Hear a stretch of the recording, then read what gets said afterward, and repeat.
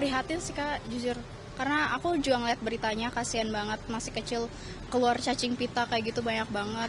Seharusnya uang-uang yang bisa dikasih buat jadi gaji DPR itu bisa jadi uang yang buat nunjang kesehatan masyarakat.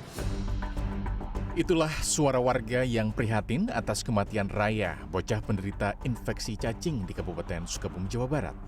Berita tragisnya kematian Raya muncul di tengah tunjangan rumah anggota DPR yang nilainya mencapai puluhan juta rupiah.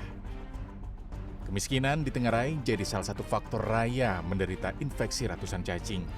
Kondisi rumah Raya memang memprihatinkan, berbentuk rumah panggung dan beralaskan papan kayu.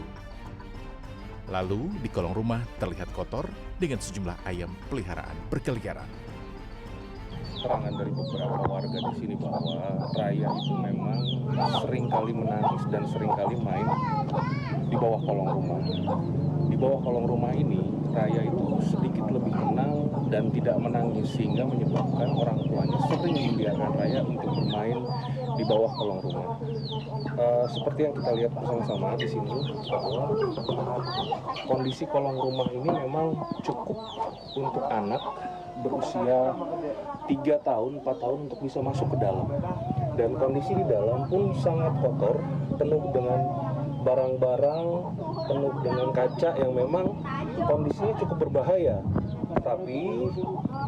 Tetapi hal itu sengaja dibiarkan oleh orang tua Raya supaya Raya tidak menangis. Tak hanya itu, rumah Raya dan neneknya tak memiliki sanitasi yang layak. Bahkan, MCK umum di Kampung Padangenyang, Desa Cianaga, Kecamatan Kabandungan, Kabupaten Sukabumi, Jawa Barat ini hanya memiliki MCK yang pembuangannya hanya dari selokan air. Seperti kita lihat sendiri, di samping rumahnya ini terdapat kandang ayam, yang dimana kandang ayam ini digunakan sebagai tempat penutup untuk kamar mandinya. Kita lihat kamar mandinya. Nah ini kondisi kamar mandi milik keluarganya Raya dan milik ibu dari nenek dari Raya. Jadi mereka melakukan mandi, mereka mencuci baju, mereka melakukan buang air dan segala macam itu dilakukan semua di sini. Yayasan Rumah Teduh yang membawa Raya ke rumah sakit menemukan sejumlah hambatan mulai dari birokrasi hingga administrasi hingga Raya meninggal dunia. Sementara Kepala Dusun Arif Rahman membantah jika pihaknya tak peduli dengan kondisi Raya. Kalau bicara sakit, pantauan dari saya karena bukan ahlinya ya, melihat orang sakit atau enggak.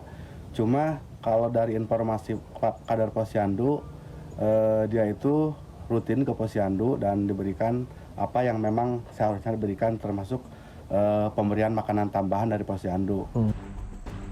Kematian Raya menjadi potret karut-marutnya sejumlah hal di Republik ini. Kemiskinan hingga birokrasi berbelit yang membawa Raya menderita hingga akhir hayatnya. Tim Liputan CNN Indonesia.